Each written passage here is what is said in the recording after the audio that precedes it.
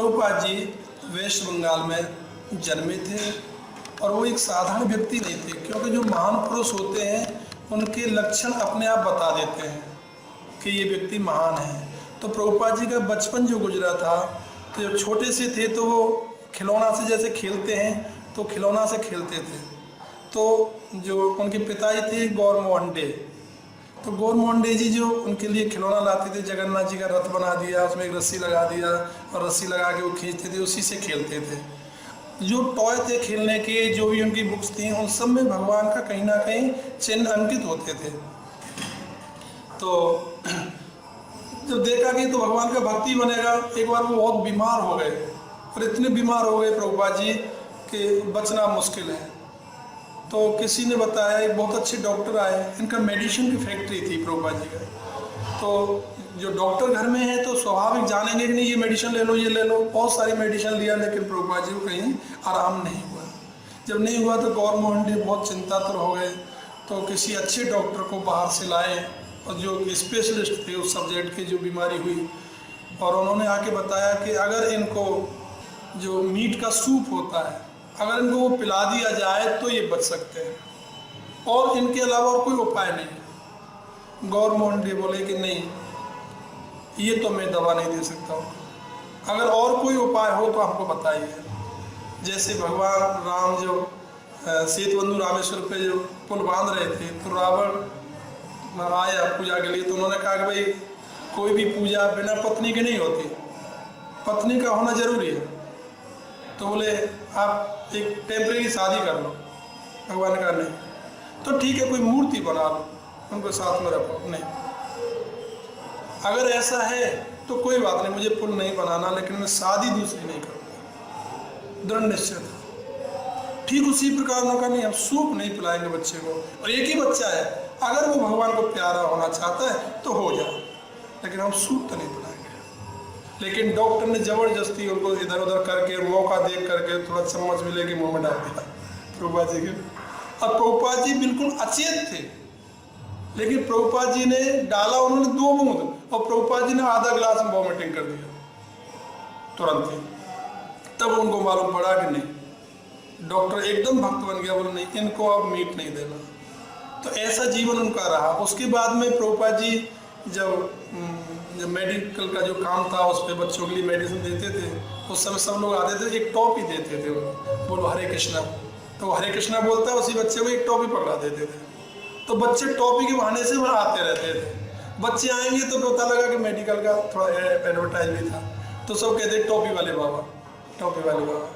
प्रभुपाद जी को धीरे धीरे भगवान की भक्ति में एक प्रेम हुआ।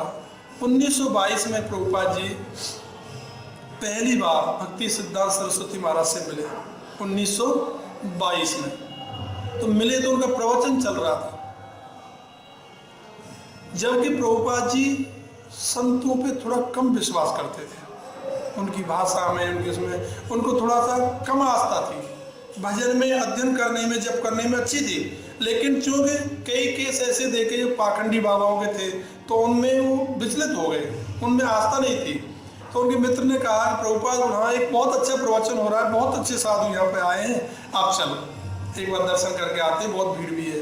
तो प्रभुपाद जी नहीं मैं नहीं जाऊँगा। नहीं आप चलिए, एक बार चल के देखो। तो गए, तो प्रभुपाद जी ने देखा वास्तव में उनका जो प्रवचन था वो सार गर्भित था, उसमें दम था, और वो बड़े एकाग्रचित होकर के पूरा प्रवचन सुने। जब सब लोग खड़े हो गए, चले गए, तो प्रभुपाद जी वहीं खड़े रहे कि मैं इनका चरण स्पर्श करके ही जाऊँगा। तो जब वो चरण स्पर्श करने लगे तो भक्ति सिद्धांत सरस्वती महाराज ने पूछा, आप कहाँ से, कैसे, पूरा परिचय बताया। उनके मन में उसी दिन ये निश्चय हो गया कि मुझे अगर मैं गुरु बनाऊंगा कभी भविष्य में, तो इन्हीं को बनाऊंगा। और आगे उसके बाद नाम क्या है उनका? भक्ति सिद्धांत सरस्वती गोस्वामी। तो भक्ति सिद्धांत सरस्वती गोस्वामी महाराज चले गए प्रवचन देकर, प्रभुपाद जी अपने गंतव्य पे आ गए। 11 साल बाद फिर पुणे उनसे मुलाकात हुई। कितना समय हो गया? 1933 में जब मिले तो उन्होंने अपनी जिज्ञासा रखी कि भगवान मैं आपसे दीक्षा लेना चाहता हूँ। भक्ति सिद्धांत सरस्वती महाराज क्लियर मने करते नहीं, मैं दीक्षा नहीं देता किसी को। बहुत आग्रह किया लेकिन मने कर दिया। लेकिन मन में निश्चय कर लिया कि अगर ये दीक्षा ना भी देंगे, जैसे एकलव्य को दीक्षा नहीं दिया, किसने? द्रोणाचार्य जी ने। तो उन्होंने निश्चय कर लिया मैं द्रोणाचार्य जी से ही धनुष विद्या सीखूंगा। और उन्होंने जैसे रावण से कबीर ने लिया, हाँ, रावण से कबीर, ऐसे बहुत उदाहरण है। तो उन्होंने मन में सोच लिया कि दीक्षा लूंगा तो मैं भक्ति सिद्धांत सरस्वती महाराज से लूंगा, नहीं तो नहीं लूंगा। 11 साल फिर निकल गए। 1944 में उनसे भेंट हुई और उन्होंने बताया कि मैं 11 साल से आपका इंतजार कर रहा हूँ, 22 साल से। जब उन्होंने देखा कि 22 साल से जो व्यक्ति इंतजार कर रहा है दीक्षा लेने के लिए, तो स्वाभाविक है कि उनके मन में मेरे प्रति कोई भाव है, तो दीक्षा देना चाहिए। उनको दीक्षा दी। अब तो वो जप में लग गए। उनका भी ये कहना था कि भाई तुम एक बार जाओ और बाहर तुम एक इंटेलिजेंट है, पढ़े लिखे हैं, बाहर जाके प्रचार करोगे तो निश्चित रूप से कृष्ण प्रचार अच्छा हो पाएगा। अन्य लोग गए लेकिन कोई सक्सेस नहीं हुआ। तो उन्होंने मन में सोचा कि ठीक है, भगवान कभी अगर ऐसी प्रेरणा हमको देगा और ऐसा पैसा हमको देगा तो हम जरूर जाएंगे। तो धीरे धीरे को जाने से पहले मैटर तो पास होना चाहिए, मसाला तो होना चाहिए। हालांकि प्रभुपाद जी दिव्य थे, मसाला था, लेकिन नरलीला के तौर पर उन्होंने बताया, उन्होंने अध्ययन करना शुरू किया भागवत जी का, चेतन चरितामृत गीता, बहुत अच्छा अध्ययन किया। जब अध्ययन करेंगे धीरे धीरे बिजनेस डाउन होता चला गया और गरीबी आती चले गई।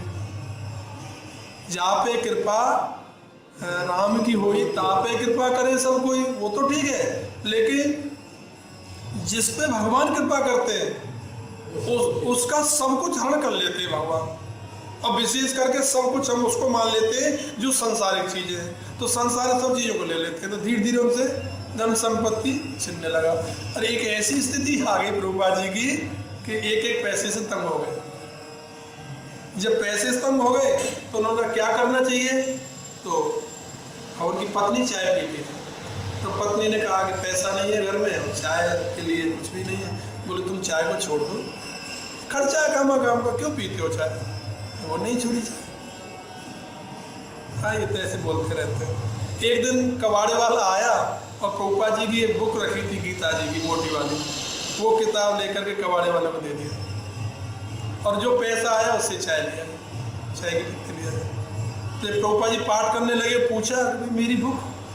बोले वो तो मैंने कबाड़े वाले को दे दिया।